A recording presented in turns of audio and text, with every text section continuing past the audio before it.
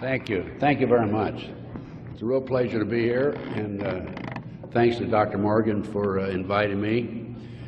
I want to make it very clear in the beginning, I'm not anti-government.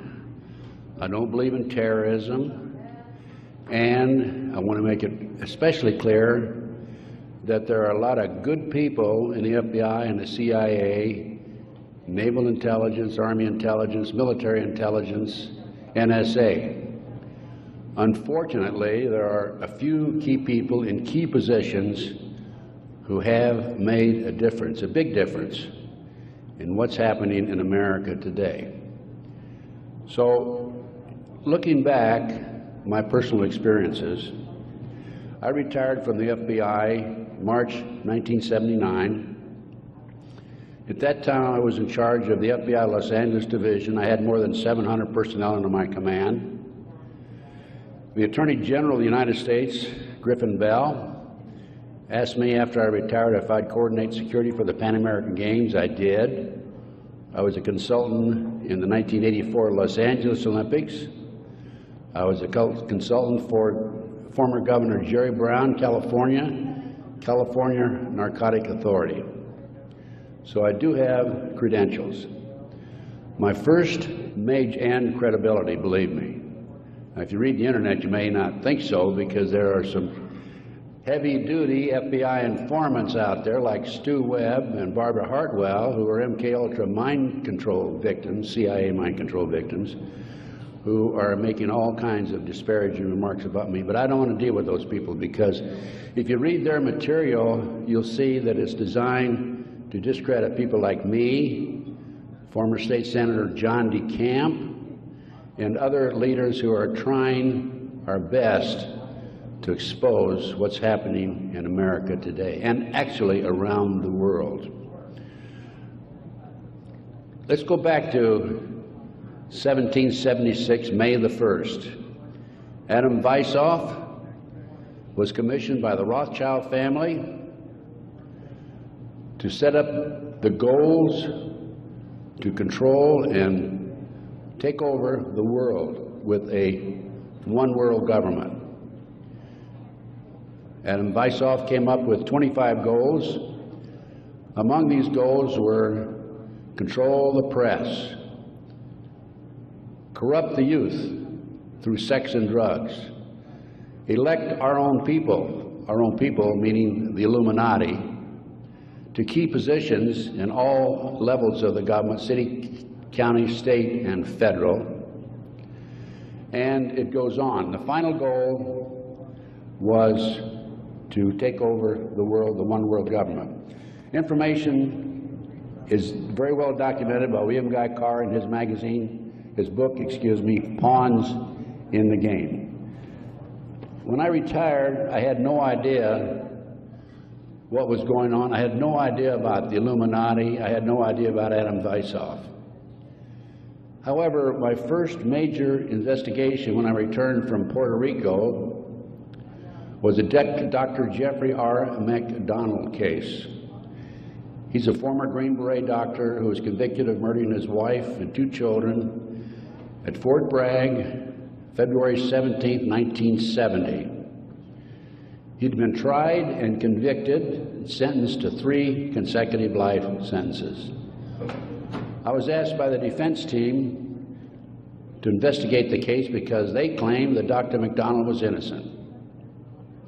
I said I would, but if I learned that he murdered his wife and 2 children, I would discontinue my investigation, no longer become involved. I want you to know I'm still working for Dr. McDonald. He is an innocent man. Now, once I became involved in the case, I had to read everything, and I learned that evidence was lost, evidence was stolen, evidence was altered. An FBI agent, Paul Stombaugh, lied before the grand jury. And most important of all, Colette, the wife, had skin where she had fought off the assailants under her fingernails. That skin was handed over to William F. Ivory, the chief investigator for the Army, and it has disappeared. 10 months into the case, October 25, 1980, I, through a series of circumstances, I don't have time to go into the details now, obtained a signed confession from one Helena Stokely. I had 3 sessions with her, 10 days each, total of 30 days. Helena told me that Dr. McDonald did not commit those crimes, that they were committed by her satanic cult group. And I said to myself, what's this all about? I don't know anything about Satanism. I read about it in the Bible, of course, and that's about it. But as I delved into the case, I learned that drugs from Southeast Asia were being flown into the United States to various military bases in plastic bags in the bodies of the dead GIs.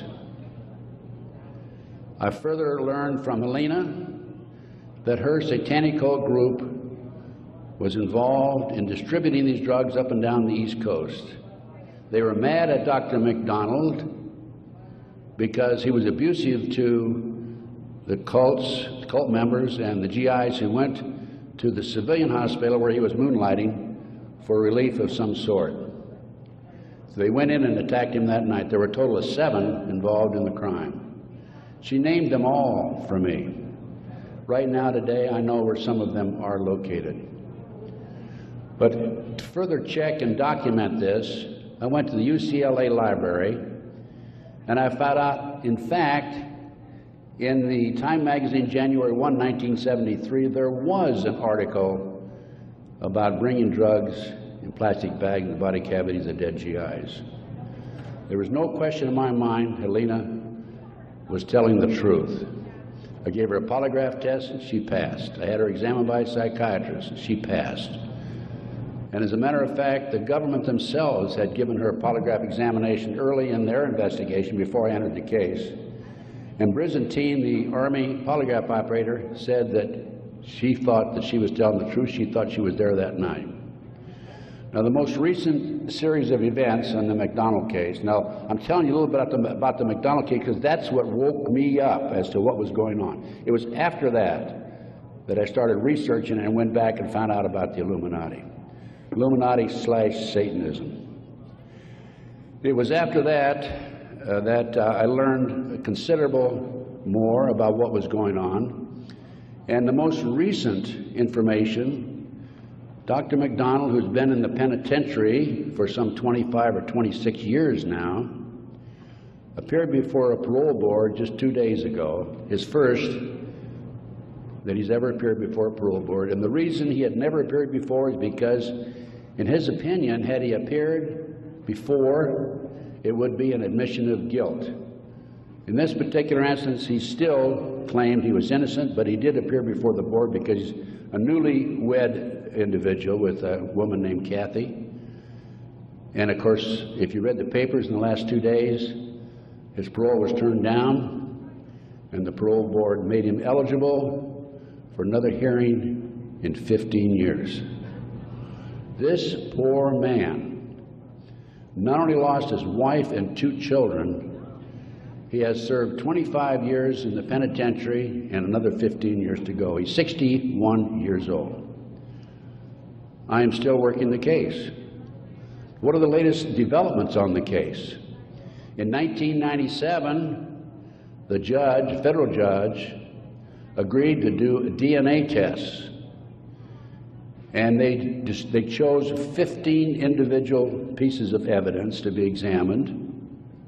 However, the judge said that when you open the evidence envelopes, only the prosecutor can be present. Well, they opened the evidence envelopes. The prosecutor did. How many do you think were empty? 5. 5 evidence envelopes were empty. The skin under Colette's fingernails would have established Dr. McDonald's innocence alone. Now we have DNA authorized in 1997. Here we are in 2005. They still have not completed the DNA test. From the McDonald case, the next case I worked of a major consequence was the McMartin preschool case in Manhattan Beach, California. The children there claimed there were tunnels under the school.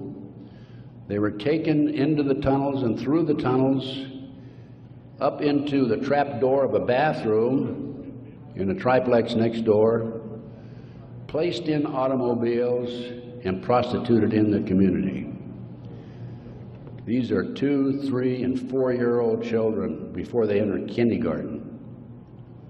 In addition, the children claimed that they were flown into the mountains where they were involved with adults in robes, black robes, chanting, candles. They talked about the brown babies who were cut up, actually sacrificed. And in checking into this and researching this, of course, this was obviously a satanic ceremony. The McMartin family, who owned the preschool, they were tried of Ray Bucky and his grandmother. The grandmother was acquitted, hung jury on Ray Bucky. The second trial, another hung jury. I had an opportunity in 1990 to gain control of the school. Now, the school had been given to Danny Davis, the defense attorney, and he had sold it, even though he made $15 million on the case, by the way. He had sold it to a contractor who was going to tear it down. When I learned this, I contacted the contractor. I said, I want to be given an opportunity to go on that school and look for the tunnels. The authorities had looked for them in 1987. They said they could find no tunnels. Along with some of the parents, we hired Dr. Gary Stickle, UCLA archaeologist. He hired his crew and brought them in, and in 34 days, Dr. Stickle said there had been tunnels under that school. They were covered up, and they were covered in. An informant of mine told me that there was an abandoned satanic site in Crestline, California, up in the mountains. I went up into the mountains and obtained photographs, of the site. I have a lecture that I give where these pictures are available. It's called Gunderson Chronicles number 2. It's a 4-hour lecture that I gave in Kansas City a number of years ago, which shows this abandoned site and also pictures from the McMartin Tunnel school dig.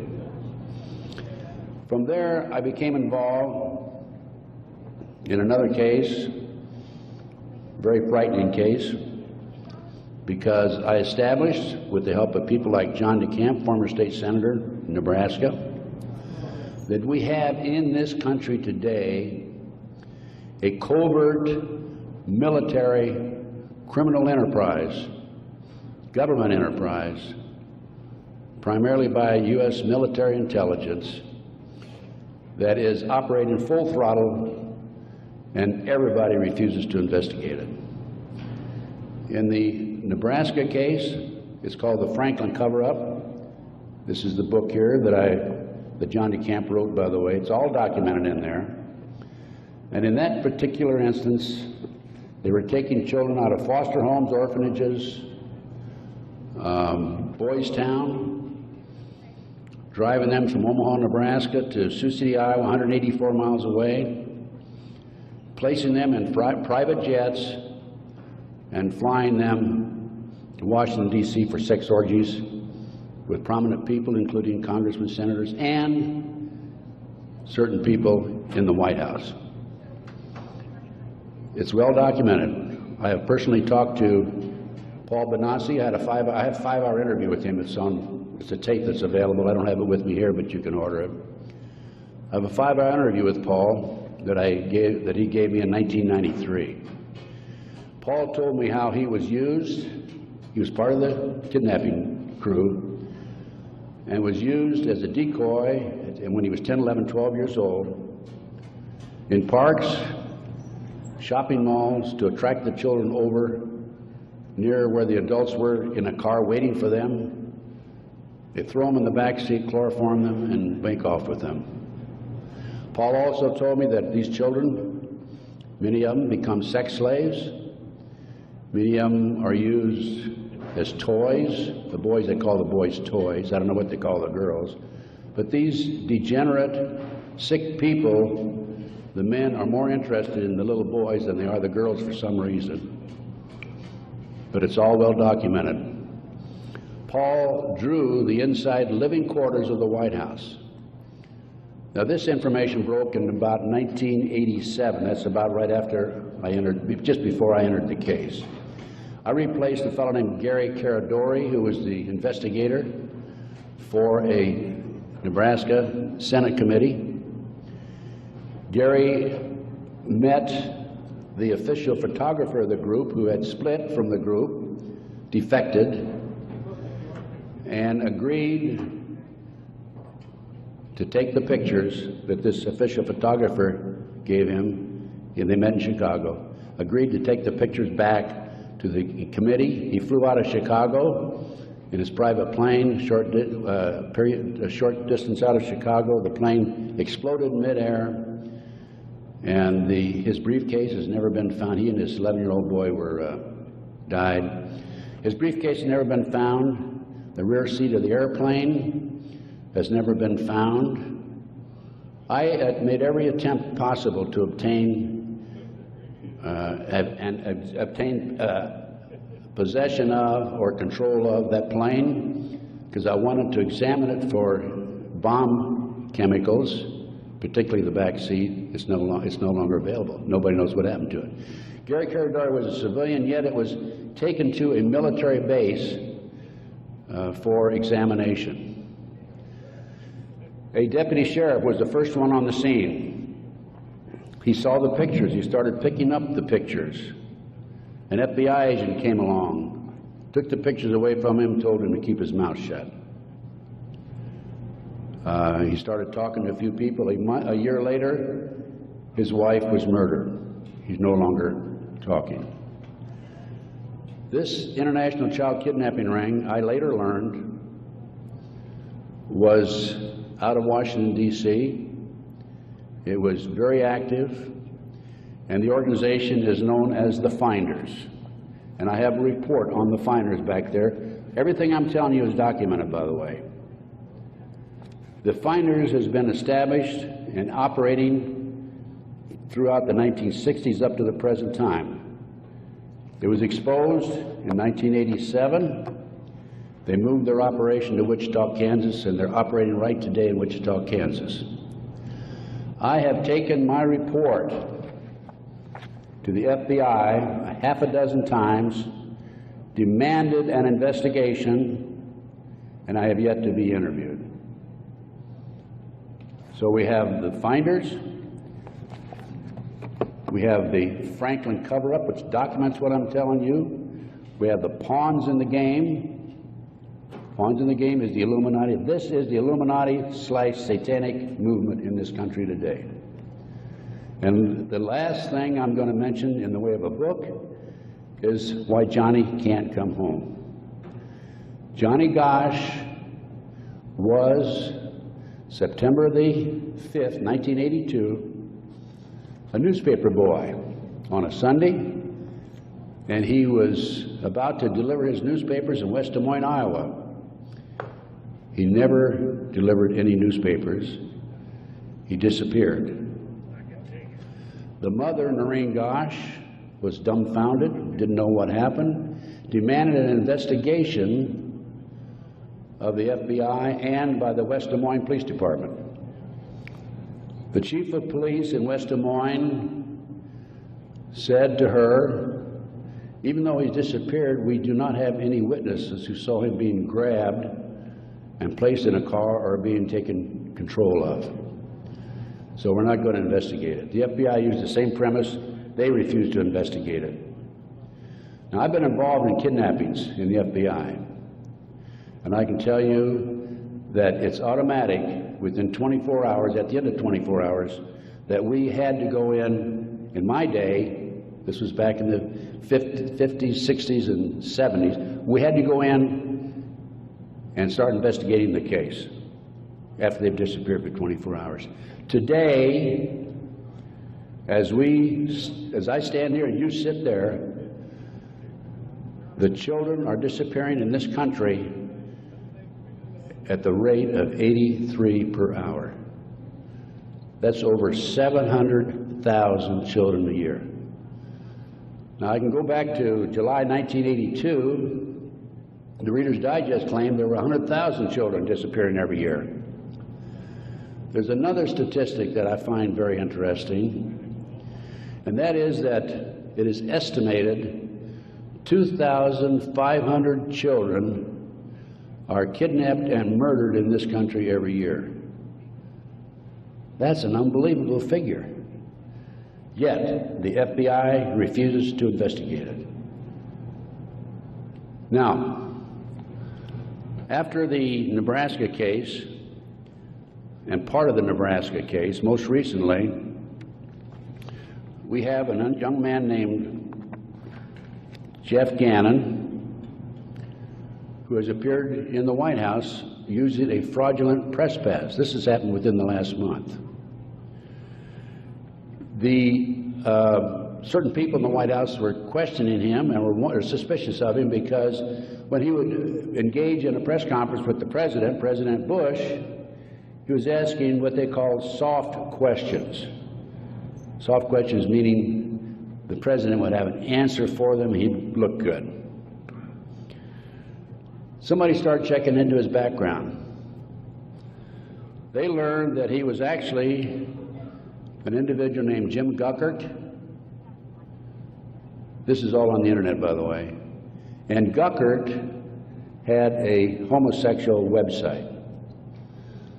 So Jeff Gannon is an alias of Jim Guckert.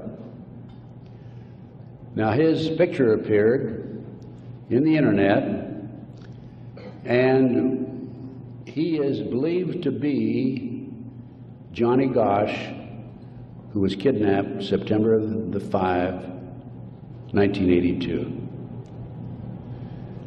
The mother, Noreen Gosch, who wrote this book, Why Johnny Can't Come Home, I have a 2-hour interview with her on video, available again if you want to check my order blank.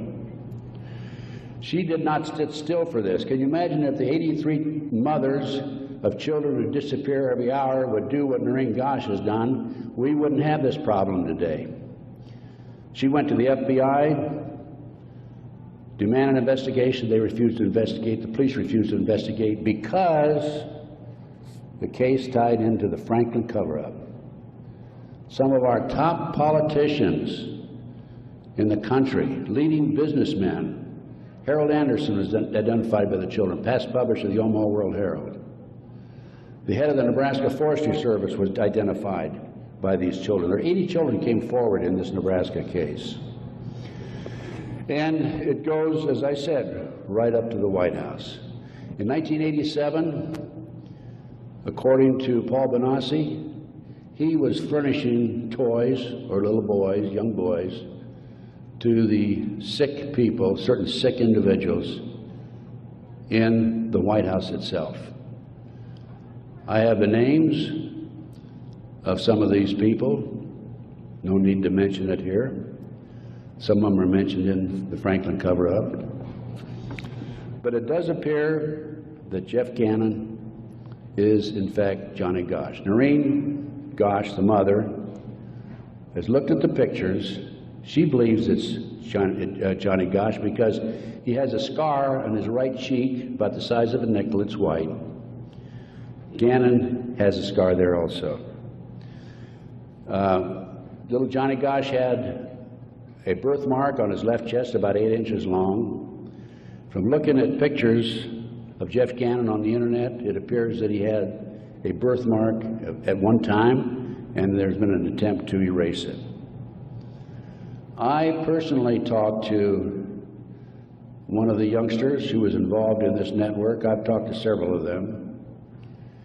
And he assures me that Jeff Gannon is, in fact, Johnny Gosch.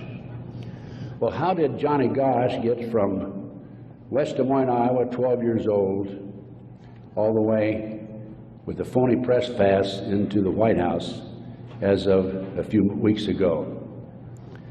Well, what happened to Johnny is that he was transported from West Des Moines, Iowa to Sioux City.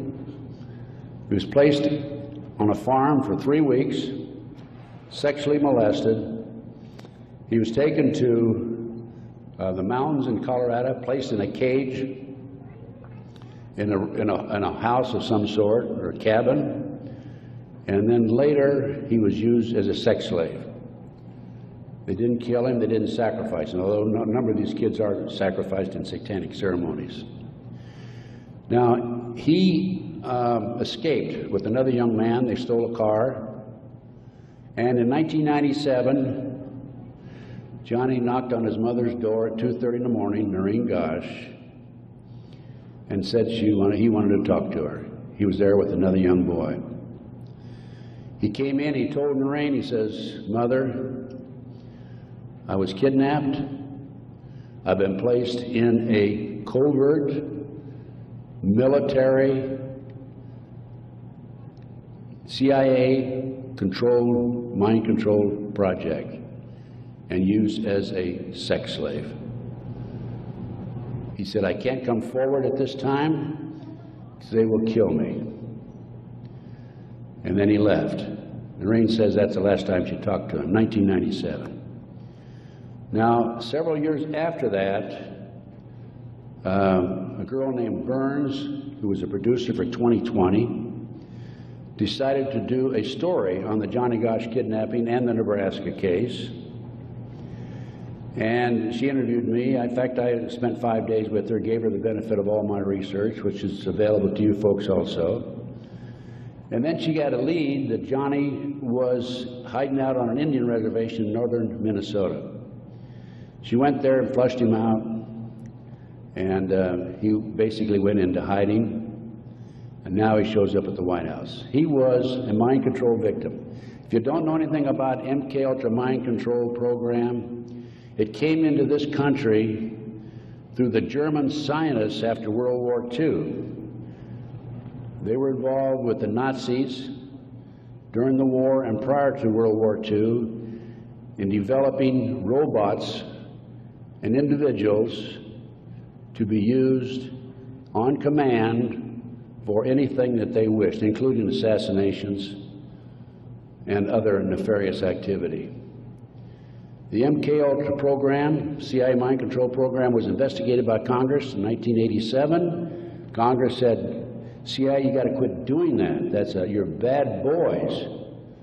And they said, we will quit. Don't kid yourself. It's very active today. There are people like Barbara Hartwell out there who are mind control victims. She's another one who's been bashing me. I must be doing a pretty good job because I wouldn't have these people criticizing me on the internet like they do. And of course, it doesn't bother me in the least. But going back to the Nebraska case, MKUltra, a lot of this training took place at Offutt Air Force Base in Omaha, Nebraska, which was Strategic Air Command headquarters. You recall after 9/11, the president flew to, I think it was south, someplace in Louisiana or New Orleans, and then he flew to Offutt Air Force Base in the afternoon of September the 11th, 2001. And they had a party there that morning at 9:30 in the morning. He missed the party. He was sorry he missed the party. Warren Buffett was there, by the way. And the MKUltra program has been very actively administered, not only at Offutt Air Force Base, at Fort Bragg, North Carolina, the place where Dr. McDonald's family was slaughtered in 1970. Now, the Nebraska case, I don't want to leave that without telling you that in the early 1990s, Yorkshire TV came to the United States with a camera crew for 7 months to do a documentary on it. They went back to England, produced the documentary, and they brought it over into the United States. It was listed in the TV guide to be aired on May the 3rd, 1994. When certain members of Congress found out about it, They threatened the cable industry with restrictive legislation. Somebody anonymously bought up the rights to the videotape or the documentary and ordered all copies destroyed. I just happen to have a bootleg copy of that documentary, and it is available. I have been selling these and these books and getting this report out of mine to anybody that's interested in it. And by the way, I have a 5-package deal for you at about a 15% discount, 15 to 20% discount if you buy all 5 items. So about 6 months ago, as any good investigator would do, I said, I'm going to get a copy of that TV guide. I didn't have a copy. John DeCamp had one at one time, couldn't find it. That's typical of John, by the way. Good friend, great guy. And so I said, I'm going to get my own copy. So I wrote to TV Guide people. And I received a copy of the TV Guide for May 3rd, 1994. 10 p.m. Discovery Channel. It's not listed. A nature show is listed instead on the new reprinted edition. I'm not going to be outfoxed by these people. I went to the Los Angeles Times TV log. It's listed, Conspiracy of Silence. I called a friend of mine in Philadelphia, and I said, check the TV log for the Philadelphia Inquirer. Conspiracy of Silence is listed in the Philadelphia Inquirer.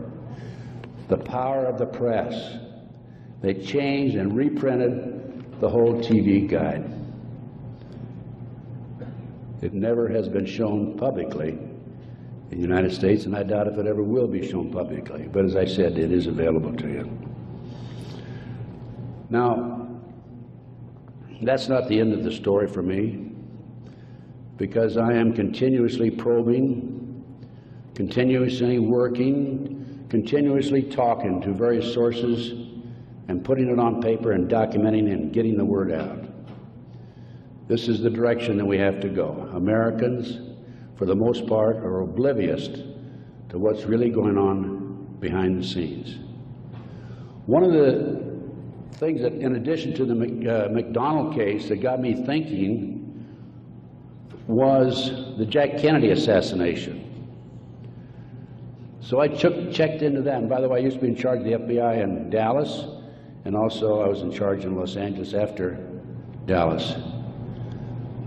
So in checking into the Jack Kennedy assassination, I learned, no question about it, that it was a joint hit by the CIA and the Chicago mob. Sam Giancana, head of the La Cosa Nostra in Chicago, 3 days before he was to testify before Congress, was shot and killed, murdered. This encouraged me to do some more checking into some of these national terrorist acts that have taken place and other cover-ups in the United States. I interviewed the naval intelligence officer who on December 4th, 1941, received information that the Japanese were going to bomb Pearl Harbor. We had broken the secret code of the Japanese. He told me personally, on December the 4th, he gave it to his superiors. They passed it up the line. After Pearl Harbor, he was subpoenaed to testify before Congress. His boss called him in and said, don't worry about it, don't respond to the subpoena. Someday you'll know why. He never did testify before Congress. And he recently passed on, by the way. So we have not only a cover-up in these other areas, but looking at the national picture, Pearl Harbor. And look at Waco. The military was involved in destroying and shooting and killing, and also the FBI, women and children in Waco. They used tanks, military tanks, in violation of posse comitatus, which is a law that says the military cannot be used to enforce a civilian population. They got away with it. There's an interesting story. I did some research on Waco. As I've told you, I've done a lot of research.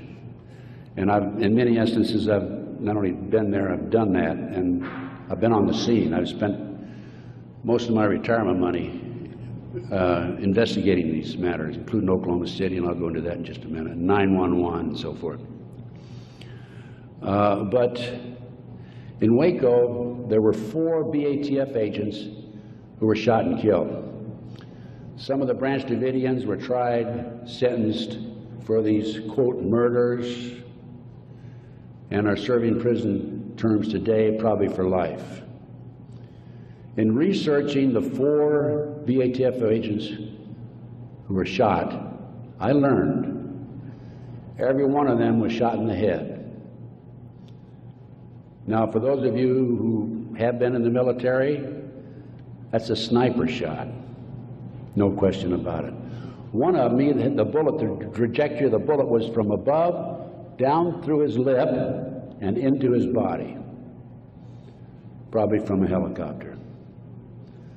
It's interesting to note that these 4 men, BATF agents, at one time were all bodyguards for former President Bill Clinton. That was Waco. Ruby Ridge. Randy Weaver was set up by a BATF, Bureau of Alcohol, Tobacco and Firearms, informant. He bought a shotgun that was about 1/4 of an inch too short by law. They arrested him and served him with a warrant. He refused to appear before the courts, and they sent an army after him. Horiuchi, the FBI sharpshooter, shot and killed his wife while she was standing in the doorway. He used to brag about what a great shot he was. Another instance where they tried to railroad a good, loyal American who fell in a trap. And then we have the 1993, continuing with the great conspiracy. I call this a great conspiracy, and that's what it is. Car bombing of the World Trade Center. I have a copy of the New York Times, October 28, 1993, and in the article, this was reporting from the trial that took place, an FBI informant named Salam, who was in among the terrorists, testified that he was commissioned by the terrorists to put the bomb together, the car bomb together, to bomb the World Trade Center in February 1993.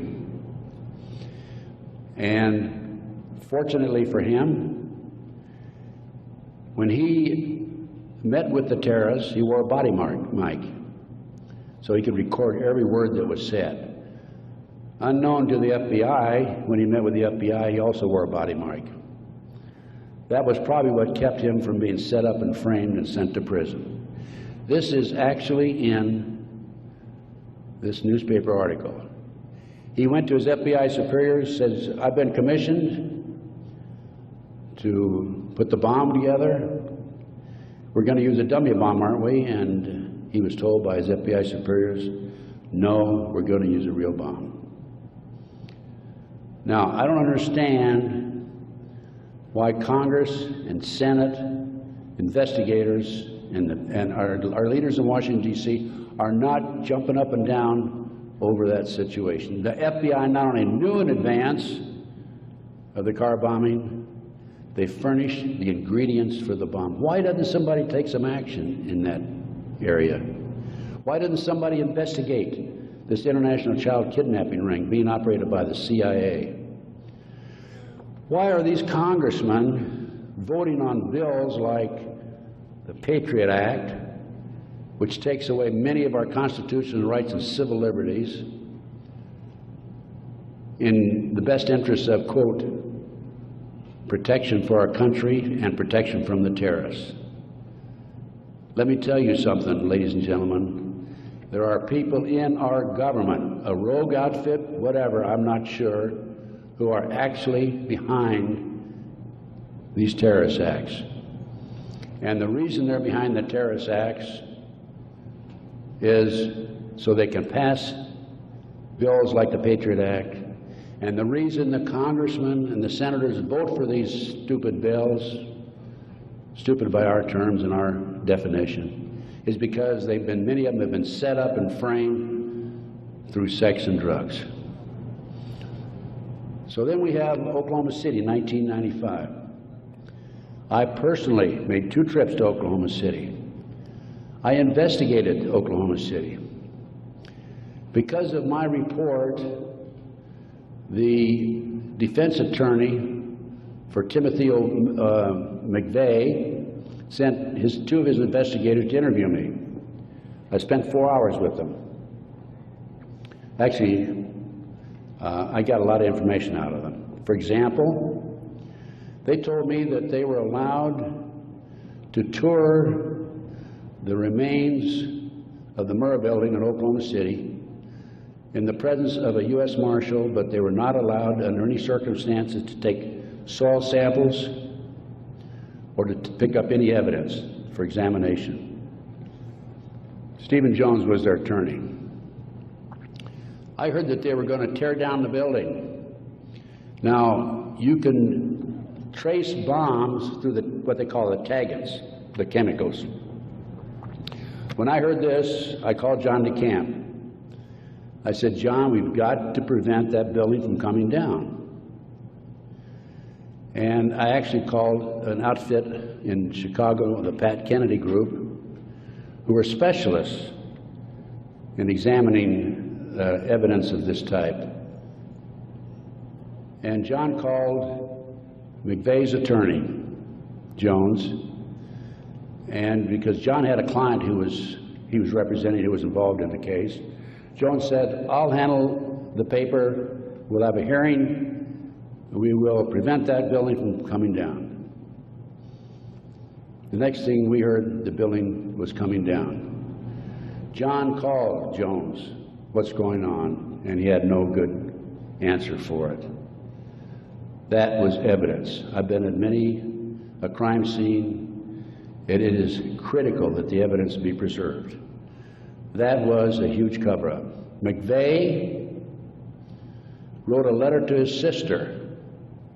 McVeigh was in Special Forces. The government says, military says, oh no, he flunked out. He didn't flunk out. He was recruited out of Special Forces, according to him, a letter he wrote to his sister, to be trained to be a CIA assassin and also to work for the CIA international drug operation, both against the competition and for the CIA pro-drug people.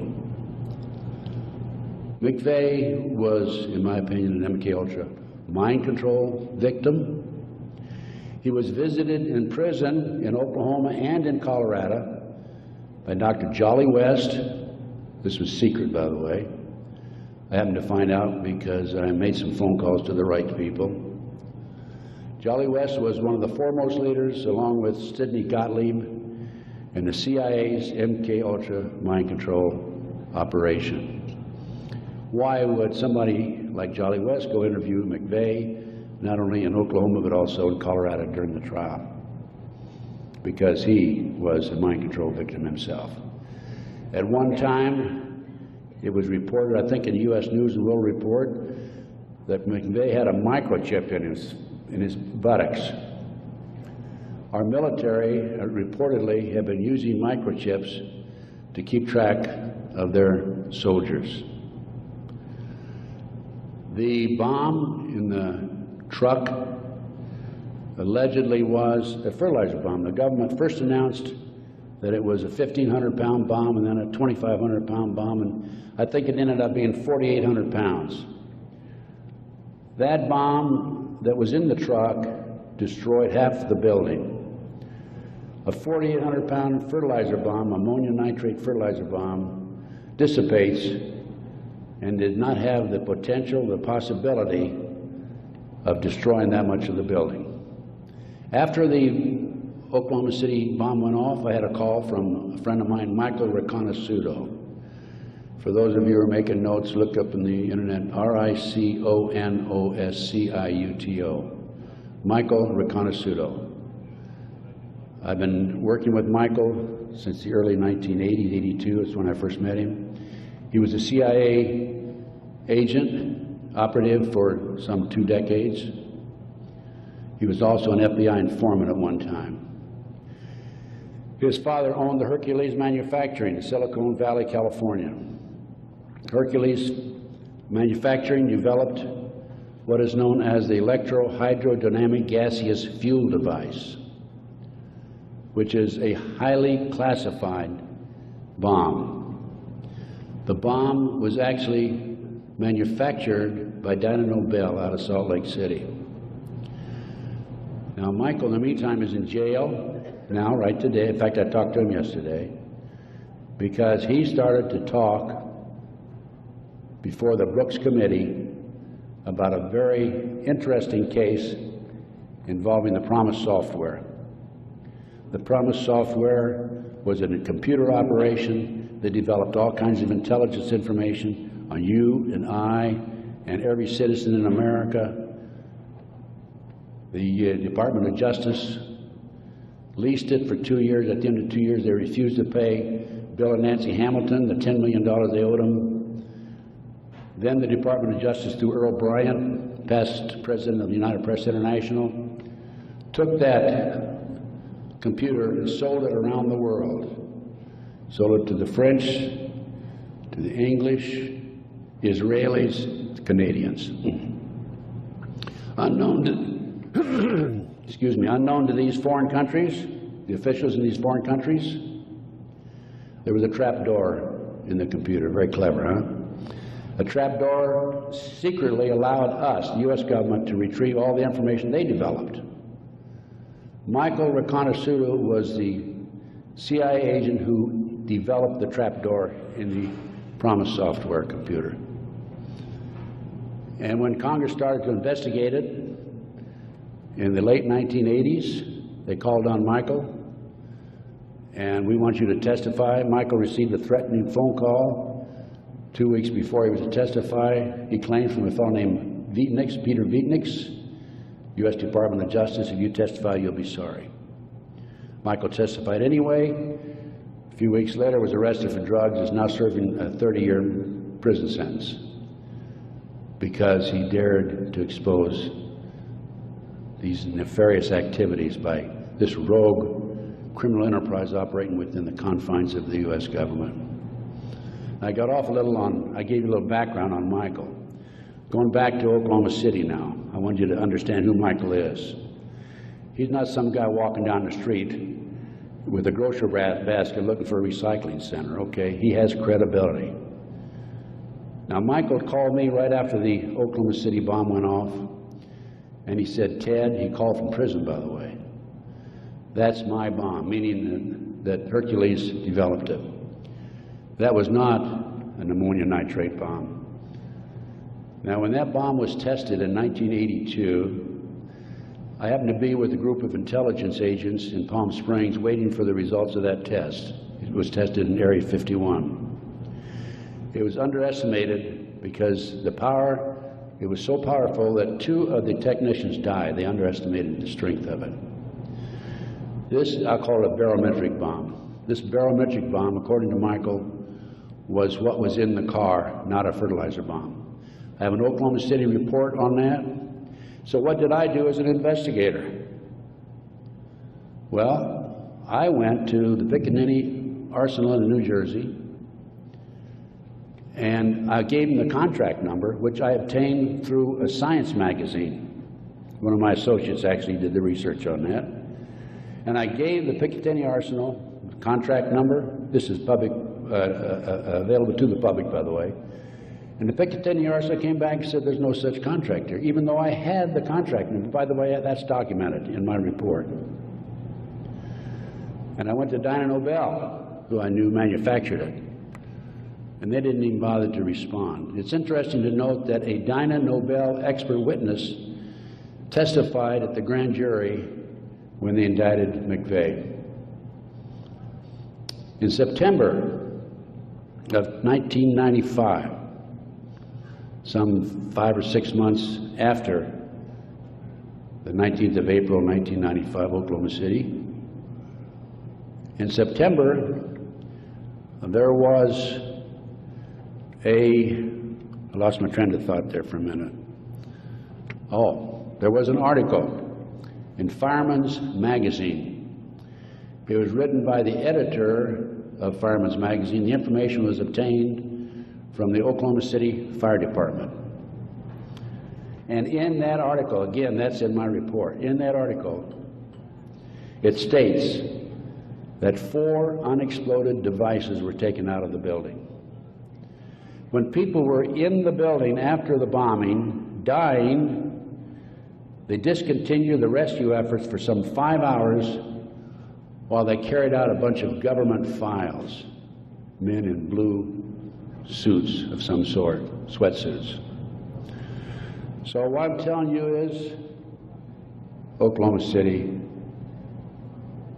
was perpetrated by certainly people other than McVeigh and Nichols, and now Roger Moore, if you read the paper recently, the gun dealer who claims that he was robbed of his guns in Arkansas and that money was used to finance the Oklahoma City bombing. Roger Moore has been accused by Terry Nichols of being involved in it.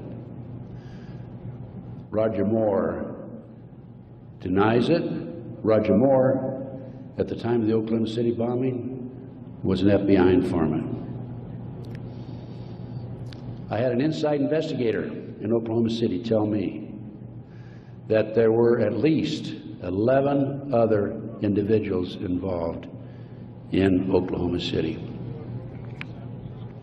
Okay, that brings us up. We've gone through Pearl Harbor, Waco, Ruby Ridge, car bombing 93, Oklahoma City 95. That brings us up to 9/11. As I said, Michael's in prison. I'm his, quote, investigator of record, which means I'm like an attorney. I should have access to him on a regular basis. I represent this man. For a year prior to 9/11, actually a year and a half, I tried to get in to see Michael. He was in prison in northern Pennsylvania. I was in the Philadelphia area. The Bureau of Prisons would not allow me to see him. I finally was able to talk to Michael in January 2003.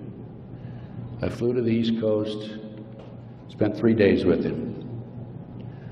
Michael told me that he had developed information from among his contacts in advance of 9/11 that they were going involved in using missiles, airplanes as missiles, and they were going involved in skyjackings.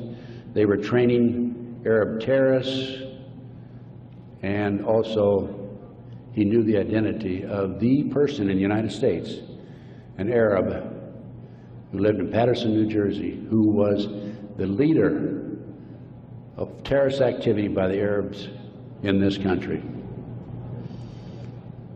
Now, Michael had this information because, you're saying, how could Michael develop this information being in prison? Because I met with Osama bin Laden, along with Michael, along with the State Department representative in the spring of 1986. At that time, I was contacted by a former top Ronnie Reagan official who said, can we help the Afghan rebels? They were our friends then. And I called Michael, I said, what do you think? And he said, let's meet. So there was a fourth fellow there. We didn't know at the time it was Osama bin Laden. Has actually used the name Tim Osman, traveling under Turkish passport. But because of Michael, I passed the ball to him. I just arranged for the meeting and went on. But Michael traveled all over the world putting this package together to furnish the Afghan rebels with the surface-to-air missiles that defeated the Soviets, really shot down their helicopters. As a result of this, Michael developed sources inside the Arab world. And that's how Michael knew in advance about 9/11. Michael told the FBI on March the 20th, 2001, about this plan to use skyjack airplanes and use them as missiles. He also furnished to the FBI one of his sources, one of his confidential sources inside the Arab group. The FBI interviewed him, threatened him with prosecution, and deported him. That man, along with his family, have disappeared. We think that they're dead. The FBI refused, absolutely refused to look into this situation. More shocking is that Michael had the names of the people who were obtaining the false names of the people, the Arabs who were obtaining false passports. Had their names. He had the source who could furnish him that information. He told FBI agent Keith Kutry, March 20th, 2001, excuse me. He told Kutry, he says, I'll give you these names, the name of this person who's coordinating the whole project for the Arabs, providing I be given immunity and he be given immunity. Mr. Kutry, in spite of the fact he was armed with this information 6 months prior to 9/11, came back 2 days after 9/11 on the 13th and saw Michael in prison again. Accused Michael of being anti-government, anti-FBI, being a publicity seeker, and so forth, being disloyal. And so Michael, of course, didn't have much to say after that. Michael's still in prison, as I said. But we had this information, the FBI had this information, did nothing with it. Kutry admitted on September the 13th, admitted that the FBI did nothing with it. So after I visited Michael, excuse me, 2003, I felt it was important that I confirm that the FBI did meet with him. The Bureau of Prisons would not furnish Michael with the visitors list to confirm it. And so I started writing letters to the FBI through Senator George Allen. Oh, thank you. Thank you. And to confirm that he did in fact meet with them, I wanted to document it. I also asked for the identity of the other agent who was with Agent Kutry. And I had a terrible time. It took me a year and a half writing letters to the FBI to get them to admit that they'd interviewed Michael on March the 20th, 2001. I finally did have that information.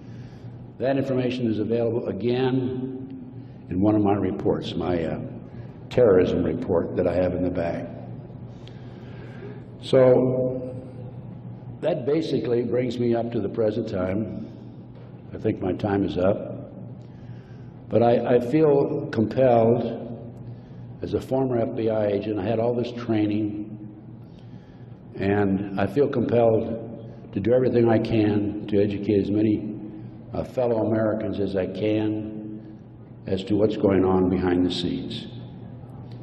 We have been operated and orchestrated primarily by U.S. military intelligence, covert criminal enterprise involving the FBI and the CIA, active in this country today. It's being covered up right from the beginning. They're using FBI informants to set up and frame people.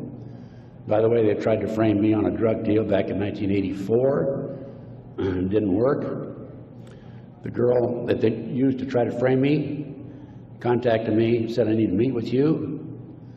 We met, she told me the whole story. I took a signed statement from her. Her name is Pam Fawcett. And I said to Pam, Pam, you're working for these people, the DEA and the FBI in Modesto, by the way. She was making phone calls to me. I said, you're working with these people trying to set me up. Why have you, and of course, in the phone calls, she kept saying, trying to get me to make admissions that had knowledge of a felony, and I wouldn't. I said, I don't have any knowledge of that. Or was involved in a felony, actually. I said, Pam, look, you were working with these people for 6 months. They gave you $2,000. You had the run of the FBI office. You had your own coffee cup.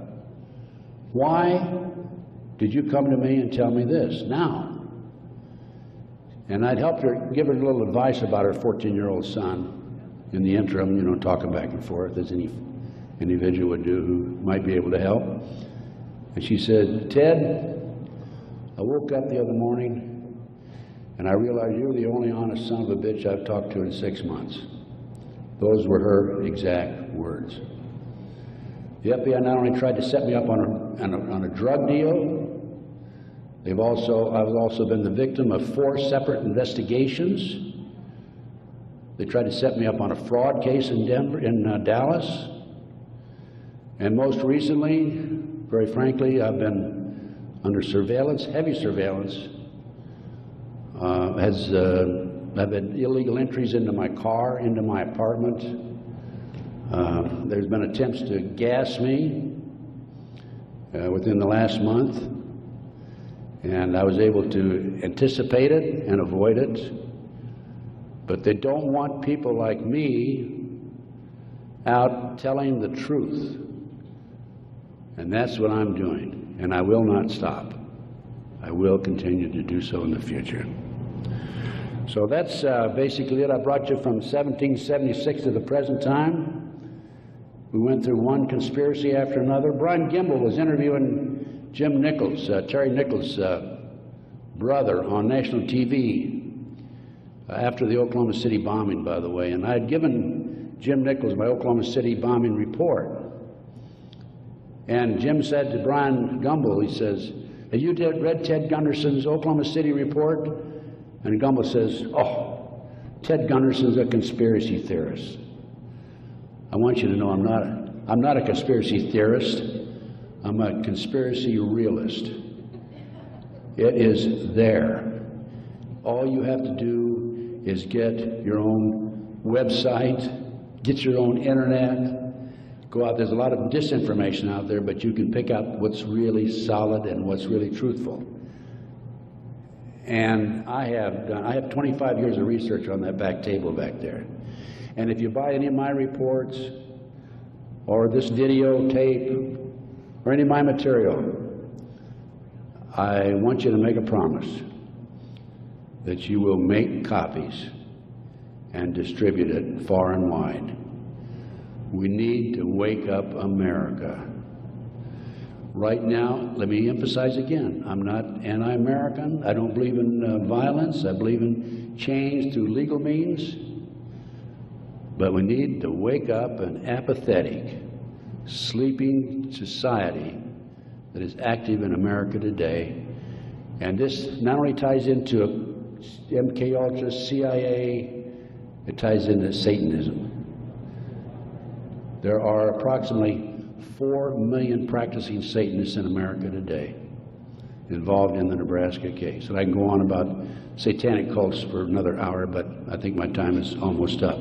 I might mention that, speaking of Satanism, there are between 50 and 60,000 human sacrifices, according to 3 different sources, in this country every year. The satanic cults operate secretly. The satanic cults are, along with our covert criminal enterprise within the government, a serious threat to our society. And I thank you very much.